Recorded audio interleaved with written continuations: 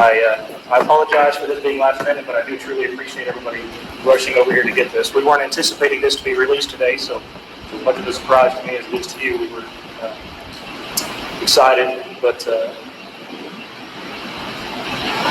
anyway, let me move on. It's been 4 months since we last provided an update on the investigation into the disappearance of Noel Rodriguez-Alvarez. This week marks a year that Noel was last seen alive. Just a couple of hours ago, a Tarrant County grand jury has indicted Cindy Rodriguez-Singh on felony charges including capital murder, 2 counts of injury to a child, and 1 count of abandoning without the intent to return. I'm so incredibly thankful to the Tarrant County District Attorney's Office and the DA Investigator's Office for their support and work on this case. These indictments will significantly support our effort to apprehend and extradite Cindy back to the United States. Teams are already working with the U.S. Marshal's Office on that effort. Over the past 6 months, our investigative teams have worked relentlessly on this case. They have been truly dedicated in the searches for Noel and justice. I cannot be more proud of the work that this team has put into this case, and I am incredibly thankful for all of them. Since our last update, investigators have continued to work tirelessly, including additional ground searches and tracking down new leads. It is essential to understand that our goal right now is to seek justice for Noel, and for that reason, I'm only able to share limited information above and beyond what has already been shared. Although this is a tremendous milestone for the justice in this case, make no mistake that our work is not done. We will continue to work towards justice, and we will continue to search for Noel. I'm going to turn the podium over real quick to the mayor for the city of Everman, Mayor Ray Richardson, to share a few words with you, and then I'm going to come back and answer any questions that you might have. Hello. First of all, I'd like to personally thank the detectives of the Everman Police Department and all the outside agencies that came to assist us during our time of need. 2023 has been a difficult year for the city of Everman. Not a day goes by that someone doesn't ask about Noel or the missing little boy from Everman. No child should ever have to go through the abuse and neglect that Noel went through. Now that the murder warrant has been issued, we will hopefully be able to get the answers to many unanswered questions that surround this case. The goal is and always has been to locate Noel and give him the justice that he deserves. Sometimes when bad things happen, good things come out of it. Sometime over the next few weeks, the city of Everman will be dedicating an all-inclusive playground that is designed for children with special needs such as Noel. The playground will be named the Noel Angel Alvarez Playground. This playground will keep Noel's memory alive in the citizens' minds and hearts for many years to come. Obviously, we would prefer that Noel was still here, being a little boy and going to school, but unfortunately the reality is that Noel may never be found. So whether you knew Noel or not, he will be missed and loved by a community that could never understand how this could have happened to an innocent child named Noel. So I know this case is important to everybody. It's certainly important to our community. So I'm going to take my time answering questions.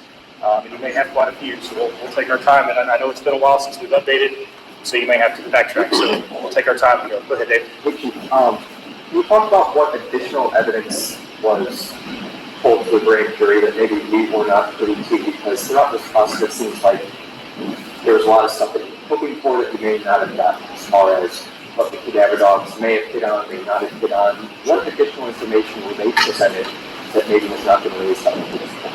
So when this case was presented to the grand jury, it was indicted in what's called a manner and means unknown to the grand jury. That's what they indicted on. And when you indict on that, essentially what we have to prove is we may not have a body. Well, we don't have a body, right? But we have to prove a reasonable effort in identifying any and all other circumstances or potential outcomes for this boy. And our investigative team, the combination investigative team between all the other municipalities, the DA's office, that's what they've been working on tirelessly for the last 6 months, is trying to identify any other potential outcomes for this child, all of which have been ruled out, leaving us down to one simple conclusion that he was murdered. You said previously that there were additional search warrants. Did anything come out of it that you could share? What I can tell you is there have been some new leads. There's been several new leads over the last several months that investigators have been following up on, but none of those have led us to anything significant in the case. And then when you have said that it's possible you didn't ever find out. Yes. What do you believe that you couldn't find? Well, we're certainly not going to give up, so let me be clear on that. Our efforts are not stopping on searching for him. Every new tip or lead that comes in, we will follow up on it. We will continue to search. But the reality is that there are times, there are situations where we may not never find the body. And that doesn't preclude us from law enforcement, that doesn't preclude the DA's office from being able to push this case forward and get a murder conviction on that case. But that's the reality of this case, is we have put forth a great amount of effort in trying to locate him to no avail at this point. But our efforts not stopping. Obviously with this, our hope is that we're going to be able to work with the federal partners, and they'll be able to work with international partners on getting her apprehended and brought back. And we'll get more answers to those questions, because we still have unanswered questions. So hopefully when we get her brought back, we'll be able to find out those answers. So is there any update on the stepfather? No, not as of right now. No, it isn't.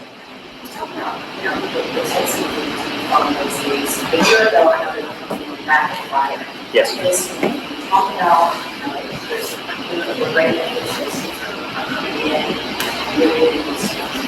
Yeah, so obviously in the beginning we were getting a bunch of tips, and as with any big case, especially one that gains national news, right, we've got to circle through all those and find out which ones have any validity, and find out, what may prove to be beneficial to the case. We've had teams that were allocated to combing through those, many of which were not proven to be helpful at all in the case, but there were quite a few that came through that were helpful. That's obviously what led us to making the contact and learning about the parent who had the other child that she asked to borrow, right? I mean, all those things came from tips. Obviously, in the beginning of the case, we had a lot of activity with tips. As the time went on, most of those tips have come in, and obviously the activity has trickled down since. So we're not getting many of those tips right now from the public. Certainly, we still push. If anybody knows anything, anybody has any further information, we want that information. We still want you to call. Just because we have an indictment on the table now doesn't mean that our investigation has to stop. We will continue to work this case as best as we can. Have they been located as to where you're at, when you were just waiting on the indictments expedited, or what is the status? Yeah, so I can't comment on what the federal partners and exactly how they operate and their methods. So I don't know what all they've been able to achieve as far as locating. I do know that we are working with the best of the best in business, and we are trusting them to do what they do best. And we're focusing on what we do best, and that's investigating a crime and pushing it forward to the DA's office. So just to clarify, would that be Homeland Security that would be in charge of eventually getting them apprehended? So it's going to be there will be a federal partnership with several different agencies, including Homeland Security, FBI, U.S. Marshals. I mean, there will be a whole front on this when you're talking about intergovernmental relations. But as to specifics of who's going to be doing what throughout the phase, I just don't know the answer to that. And I know, as answering her question, you were saying there's no updates right now on the father, but can you maybe explain why no charges to the father if this was more so a process of elimination of what did not happen? Yeah, so I mean, go back and remember the facts of the case and what we've got. We've got a mother who witnesses have claimed that they've seen her beat him with keys. She's refused to give him water. She refused to change his diapers. She's got a history of neglect and abuse on this child. All of that obviously contributes to it. We weren't able to make necessary connections with Archie, but that didn't preclude us from making the connections with Cindy. So we're pushing forward on that front. Have you rolled out any charges down the line for Archie? Oh, absolutely not. No, yeah, absolutely not. If more information comes to light that he has any involvement in this, then we will absolutely push to charge him as well. How is it that you've been taking without your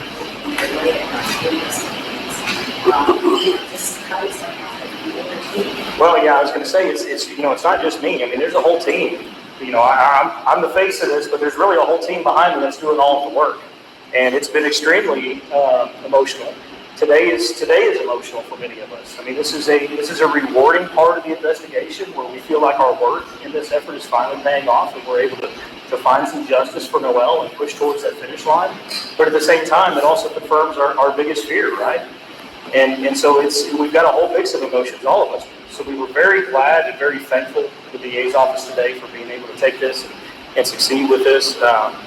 But at the same time, it is emotional because it confirms our belief. We've obviously had our belief as investigators, but now we've had other people. We've had the citizens of Tarrant County look at this and confirm they agree with us, exactly what our thoughts are. So it is emotional for us. And she did say on the wall that you believe that this is part of the puzzle was bringing CD and RC back to the custody. So do you believe this charge will help bring them home faster? And how confident are you that they will be able to do it?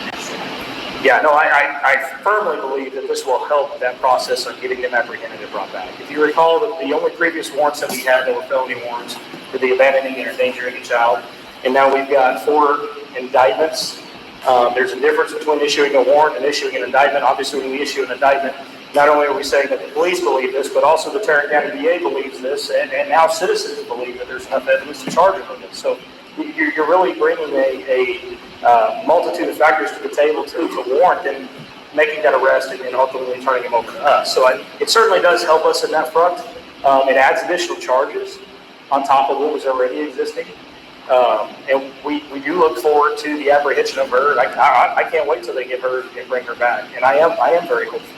I have the utmost confidence in our federal partners and their ability to do what they do best with capturing her and getting her back to us. And you had mentioned from when this first happened back in March, when you found out that he had been missing since October, and it wasn't until March that you were alerted to this. And your hope was always that he was alive up until pretty much there was, you got exhausted everything else. So to get that confirmation of that indictment of the murder charge, how does that feel? Just because you were very hopeful. Yeah, no, I mean, I've had tears in my eyes since I got the call earlier today. It truly is emotional to get that confirmation. We all believed it, we all knew it, but I think every single one of us has had, and I mean, to be honest, still has a glimmer of hope. I would love nothing more than to be wrong in this case. The last thing I want is to have a 6-year-old boy die at the hands of his mother. I mean, that's not what I want, but that's the facts that we're faced here with, and that's what we're looking at. And it's our job to bring that to justice, and that's what we're going to push to do. So it is extremely emotional. From the get-go, I have always been optimistic in hopes that we can find him and find a decent resolution of this. And frankly, didn't want to believe the worst-case scenario. But as the investigation went on, and more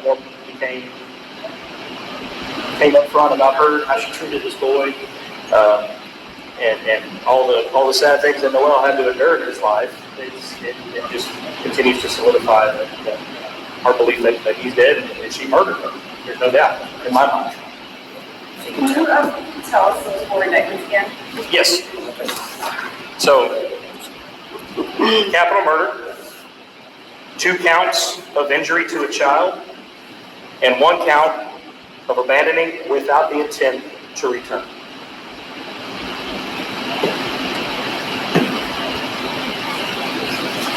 Yes.